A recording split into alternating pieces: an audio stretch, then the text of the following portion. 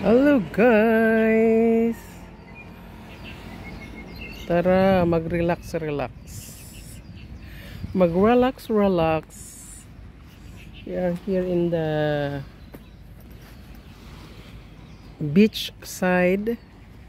And today is low tide. Low tide, you see. And then so many people at the beach. Why my camera is not so good, very good. And there merong nakapark na yan ang Westin Kuluan, na ba yan ngayon, resorts. Doon hindi kita, and this is the surroundings. House of the Millionaires in Macau. Isang row yan over there. About 20 houses.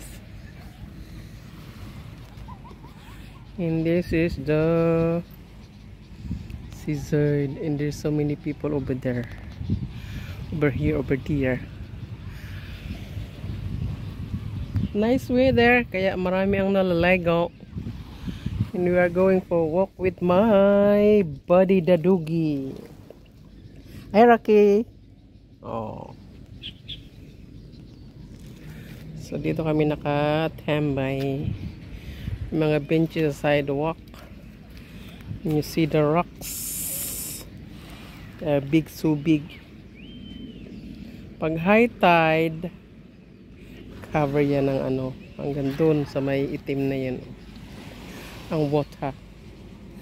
And there yung mga paradahan ng ceilings. It's against the light kasi.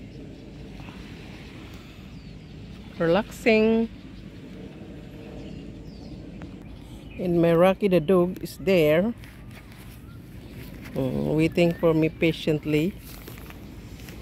Because he's lazy to work. With his fatty ass. Maraming knickknacks.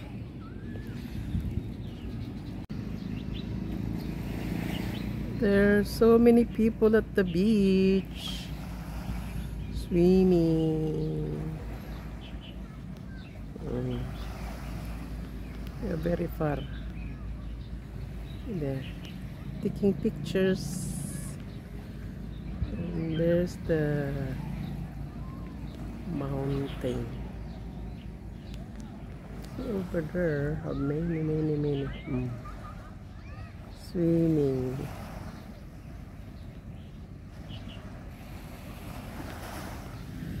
People.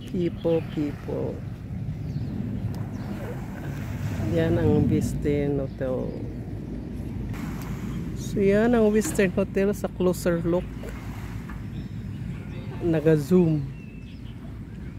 At on that side ay may nakapark na ship. Mountain. Galing, nakafocus din pala Zoom in ko lang. Time is 6:45. Daming tao. Tingnan nyo pag hindi yan naka-zoom in. We are very far. Dito na tayo sa malapit. Diyan kami nakaupo. Liwanag pa, alas 7 na. Doon kami galing kanina Kaso napakadaming niknik na nangangagat. So pumunta kami dito.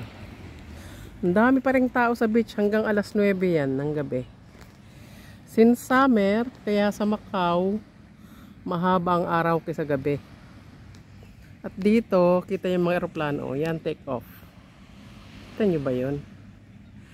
Yan eroplano. Paano yun? Paalis. Ewan ko saan punta. Dito pag ako nakatambay, every night, nakatambay kami. Bibilang kami ng mga eroplano. At alam nyo ba, Yung side na yun, tinatabunan na naman ng inchik. Ayan, may parang maliit na isla na. Ewan ko nung ginagawa dyan. At masyadong lang foggy. Pero yung mga bulur-bulur na yan, mga windmill. Parang pinagkukunan ng energy in the power. So, ang dami pa ring tao sa beach. Ayun, nag-uuwian naman ba? Mga local in taga China. So, dito lang kami. Yan yung hotel kanina. Ganda dito kasi kahit hanggang gabi. Tama-tamay kami dito hanggang alas 9 minsan. Kasi kita nyo yan, puro ilaw. Upuan, yung mga circle.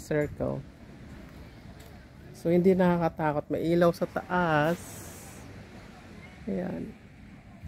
And then, ang dami yan ano lang yan, 2 dipa lang pagitan. Plus, dito pa Habang nakaupo ka dyan, naka-spotlight.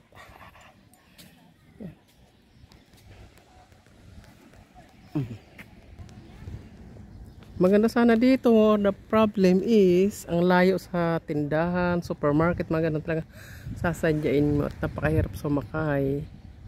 Dahil malayo ang intervals ng bus. Diyan naman yung pinakababaan ng bus sa taas. At diyan yung building. Simula ng tirahan. Pagising mo sa umaga, nature ang iyong makikita. Unlike dun sa Macau, talagang kabildingan. Maingay. Dito napakatahimik ng gabi. Ayan. So just for the vlogs, thank you guys for watching. At anak ko po, tumatakbo na yung mga plastic masyadong malayo yung pagkaka-low tide. Dapat hanggang dito yung maitim na yan, dapat yan yung tubig pag high tide.